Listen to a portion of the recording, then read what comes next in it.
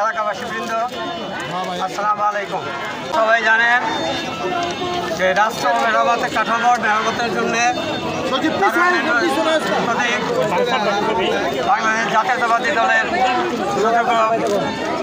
ভারপ্রাপ্ত চেয়ারম্যান মহোদয় তারেক রহমান সাহেব 31 দফা জনগণের উদ্দেশ্যে স্বাস্থ্য বিমার মেরামতের জন্য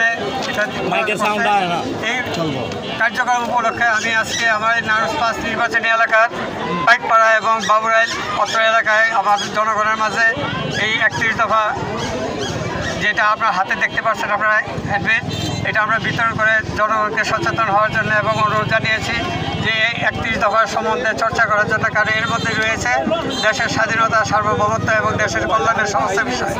আমাদের দেশনেত্রী বেগম খালেদা জিয়া, মাননীয় দেশনেত্রী, তিনি আপনারা জানেন যে বিগত সরকার সময় যখন উনি ক্ষমতা ছিলেন নারায়ণগঞ্জ ৫ এলাকার যথেষ্ট উন্নয়ন করেছিলেন। আগামী দিনেও আমরা তারেক রহমান সাহেবের হাত ধরে ইনশাআল্লাহ নারায়ণগঞ্জ ৫-এ যে নমিনেশন যে পাবে তার পেছনে থেকে আমরা বিশেষ করে ধানের শীষের ভোটের জন্য আমরা সমবেত থাকবো সবাই। আমার একান্ত অনুরোধ থাকবে আমাদের নেতা কর্মীদের প্রতি যে আমাদের দলের মধ্যে যেন কোনো ভেদাভেদ না থাকে, প্রার্থীতা নিয়ে যেন কোনো দুশ্চিন্তা না থাকে।